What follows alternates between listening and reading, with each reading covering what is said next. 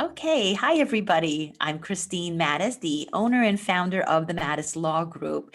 And every now and then we love to talk about what are additional resources our families and ourselves would like to seek out to get more help. And when we come across a great resource, well, we just can't help but share it and let you know what we found and really think that they'll be so valuable. So today we're just so excited to have our good friend. She's a close friend of mine, but she's also really a great practitioner. It's Gina Mazer-Zippo. She has her own therapy group, her own firm, and she helps a lot of people with mental health issues. And we really feel that she is a fantastic resource, a great partner to our firm. And it's just such a pleasure to have you. And we really would love to just chat, find out more about what you do, Gina, and what are the unique things that you do to help your family. So Gina, thank you for joining us. Thank you so Thank you much. so much for having me. I really appreciate the time. So Uh, Gina, maybe tell us a little bit about yourself and, and how you help people. Great. So I am a licensed professional counselor, and I help people with all things mental health related. So, in light of the pandemic, it has become so much more prevalent where people have been having so many challenges related to anxiety, depression, isolation, parenting challenges. School challenges, barriers are just, all over the place. And so I decided to go into private practice in order to help people. I want to help them remove those barriers and work on skills for coping and how to now reemerge after the pandemic. That includes all things. We're looking at people being off of work for over a year and then people trying to integrate back into work, or just even seeing family again is creating, some anxiety going into crowds, worried about your health. So I kind of tackle all of these things with my clients, and I'm providing virtual services, which has been really wonderful for accessibility, because we know people are not comfortable going out. So they are able to access therapy services wherever they are, which has been really, really, really great. Fantastic. And isn't it interesting how at first, when the pandemic hit, we had to think of ways, how can we continually help people? So we all decided, I think, doing this videos, doing telehelp was something. And at first, it seemed like a crutch, but now I could see how it's so useful because Yeah. I'm really feeling that you're able to help a wider range of people where maybe distance was an issue before, but now, I mean, your reach is probably limitless at this point. Yeah, there are so many barriers to transportation and getting somewhere on time and childcare and, kind of even taking care of fur babies and, things like that. So, there's so many benefits of telehelp, where people can just show up in their pajamas. They can ditch their Yep. commute. They don't have to rely on someone to bring them somewhere. You're taking out all of those barriers that were once there. You weren't really able to, prior to the pandemic, meet with somebody so quickly. And availability is so fast now that, if you call someone for help or getting services, they can set up a call with you that same day. So there's no more scheduling challenges, which is really nice. Now, Gina, I was curious, because I just think, what had happened in the world with the pandemic was just such just a once in a lifetime situation. And as a result, were there certain conditions, certain situations that you saw that might have been an uptick in your practice? Yeah, there's absolutely a ton of anxiety Mhm. related to the pandemic. Again, a lot of people now have been having some medical issues, if they had the virus and now are dealing with life after that, how to deal with their physical, disabilities, and thinking about how to modify their working situation, because they might not be able to lift or do physical activities that they once were doing. The long haulers are the ones that I think have been primarily affected, but also caregivers, people that are taking care of people that are sick and ill. And then on top of that, a lot of anxiety, depression about being home. It's been a really hard transition for people to still be there, to still wonder, hey, what's going to happen with my son or daughter who is not able to be vaccinated, or we're just not choosing to be vaccinated for, moving forward. How is this going to affect us? So there's a lot of, worry and just concern over, how am I going to live my life now afterwards? So I've been seeing that a lot more in my practice. And curious, in your practice, are there a group of people that you specialize in, like an age range, or I was curious about that. Great question. So I do specialize in teens, millennials, and 20 somethings. However, I can serve pretty much any adult. So I am, focused on those areas because I'm personally interested in the career aspects and helping people overcome, challenging relationships and, how to become more confident and have more self-esteem. So I think that applies really much to any age, but those really are my target areas. And also parents of teens, which we're seeing a lot of challenges in those parenting relationships with just being home and trying to get educated and transportation, and I want to see my friends but I can't. So there's a lot of that going on, and those are my areas where I specialize in. And I was curious, what, just some background of yourself, what led you into this wonderful area? Yes, always a great question. So my background was working with people who have severe and persistent mental health issues and helping them get employment or get through education and higher education. So during those times, I really, had personal impacts on people that I worked with, but I really wanted to just kind of take a step back and do some individualized work with people. Because of the flexibility of telehealth, I still do work, in a organization full time, but I do provide night and weekend appointments to the people that I work with. And, Great. I don't know where the roads will take me, but it's been really fulfilling to work one-on-one with people and really use my counseling skills. In addition to be a licensed professional counselor, I'm also a certified rehabilitation counselor, which is a focus on working with people with disabilities and helping them integrate into Mhm. competitive settings, and just integrated in life in general. So that's where I found myself. It took a long time to get here. I'd say over Yeah. 10 years, I've studied and trained and, worked my tail off. But, I know that this is for me, and I just love giving back to my community. And I think that really is what drives me to move forward. When you are in a position where you're doing what you're called to do, it's not even just a gratifying feeling, but it just feels right. Hmm. Like you found like your home, right? You're home and you're able to help the people that you were meant to help. And that's a big deal. That's a really big deal. And I could see that. I can hear the passion. I can hear the concern and how you really dedicated yourself to helping. And that's a big deal to find that kind of person because that's not easy.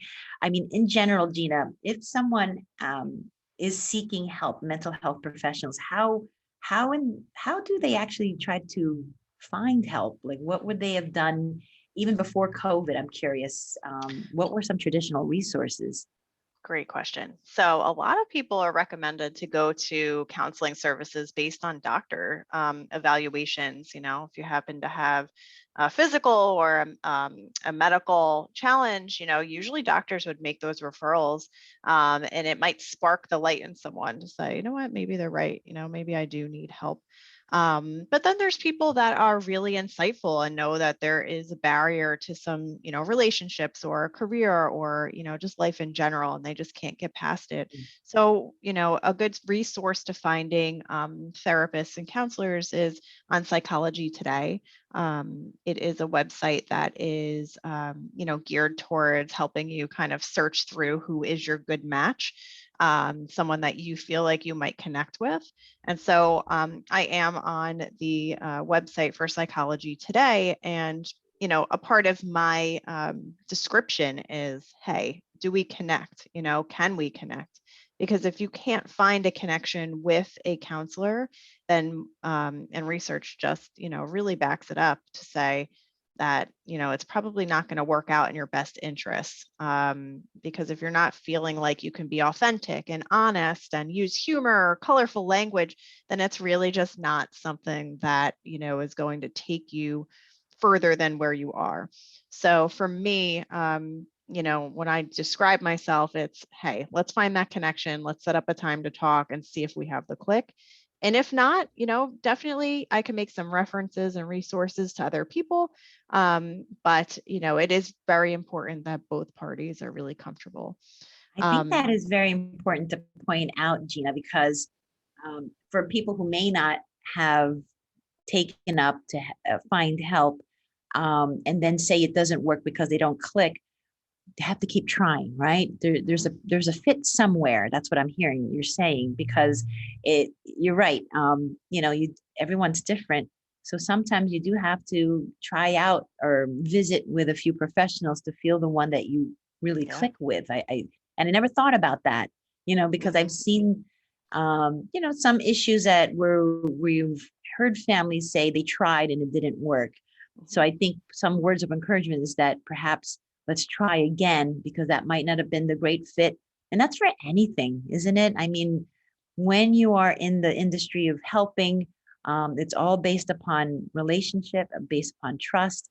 And if the strong feeling isn't there, well, then maybe it's just trying to find the other fit. That's all, that's what it sounds like you're Exactly. saying. Yeah. Yeah. And that's so interesting. I never even thought of it that way. And I'm curious. So, if someone were to seek your services, just a little bit of nuts and bolts. I guess, does it depend on what they're looking for? I was curious, like how long do they work with you? Great question. So, a lot of people have the idea that therapy lasts forever. You have to be in therapy 3 years in order to, or 3 or more years in order to benefit. Every counselor is different. Every approach is different. So the approaches that I use are meant to be more solution focused, and also helping people get those coping skills that I hope that they can apply to their life right away. So I always say to people, it's crazy, but I want to work myself out of a job. So I want to, I want you to fire me because you feel like you can tackle life. So people are like, oh, wow, it's like, it's a different way to, I guess, look at services. But, from that helping standpoint, that really is what I want for people to really benefit. So sometimes people can stay in services 3 to 6 months, maybe longer, and they choose to stay longer because they want someone to process with, they want someone to, talk with weekly or every other week. Therapy is what you make it. If you want to meet with someone one time a month, they'll still make it happen for you. And a part of that is, looking at the counselor, what type of skills do they use? How do they look at long-term therapy? What kind of supports will they give you when you're not meeting throughout the week? Are they open for you to email or call them if something's really going on? All of those things are really important. And a lot of counselors, including myself, will do a free 15-minute consultation to talk with someone about those specific items, like what does it look like? How long? What will I take away? How will I know it's working?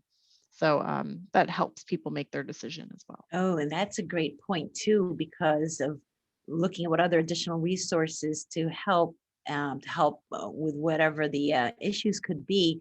I never thought about that. Like besides you helping them, what other resources do they provide so they can help themselves, things like that. Mhm. Yeah, that's important. I would think, so that would probably be one of the questions you would ask if you're, I wouldn't say interviewing, but when you're meeting a therapist, I guess, you're right. How open are they to other forms of communication, right? I think that's Exactly. something. Oh, okay.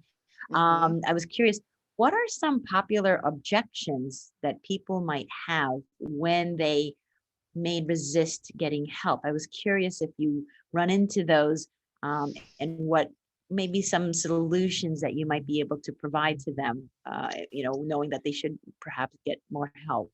Yeah, good question. So I notice a lot of people who are more resistant is when they have someone calling on their behalf, or the person, maybe it's a mother, or it's, a father, or, brother or sister, or, partner calling on someone else's behalf to say, I have this person in my life, they are having challenges. They need to see services. I saw you and I want you to work with them. So, usually my first question is, well, do they want services? Are they open Mhm. to meeting with me and talking with me for 15 minutes to see, where they are and kind of that readiness scale, Yeah, how ready are they on a scale of 1 to 10? And that's usually a question I'll ask. So I guess, again, with moving forward and taking away from the experience positively, you have to want it. And sometimes, there are mental health conditions that, will require some people to have more intensive supports. So there are intensive outpatient programs that people may need to go to, whether they're court ordered or, based on family yeah, situations. And sometimes people will come out of those programs and looking for someone like me to follow up with, because then they realize through those programs, you know what, I do need this, and it might be a little bit longer until I can take those skills and move out on my own. Um, so there are those considerations, and everybody's different. And I try to apply a very holistic look at, where that person is. And it's also important to think about what your family or people in your life want for you too. So yeah. I like to look at all of those aspects. And you're right. I mean, there's a lot of people that we come in contact with, and it's nice. I mean, the plus is that here's a support system that cares for this person so much. They're reaching out for help, but you're right. It also starts with that person themselves in order for it to be effective. So I could see those types of challenges. And one of the things I've realized over the years is that there used to be such a stigma about people Mm, reaching out to professionals, to mhm. have mental health, to have help in that. And I feel it's gotten so much better, Gina, or is it me? I just feel, because with me, with my background, with the families I work with, to me, it's very typical that these are our team. These are team players that we should have in our life. But I have to say, I remember, even, 15, 20 years ago, there was still this weird stigma about if someone wanted to get mental health, there were just it was something that's spoken about. But have you seen a change, Gina? 'Cause I keep thinking, is it me or Yes. just me being open-minded? Okay, No, it's changed so much. And I thank think God. because we started to look at, when we think about healthcare, we're just thinking about physical care. And now we're starting to realize, over time and over the challenges that people have had over the past 10 to 15 years, healthcare is mental, it's emotional. And that also contributes to physical health sometimes as well. The impact of stress. We're in such a society of, what work do you do? And if someone doesn't feel fulfilled in that area, or have never had a career, they feel less than.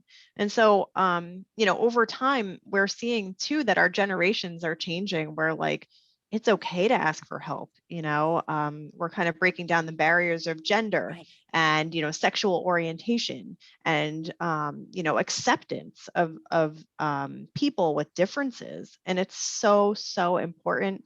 And I feel like the media does help move people in the right direction, looking at famous people that are seeking help and services, or substance abuse challenges, and how can you get help for that. There's so many different resources, and it's become Absolutely. kind of a trend.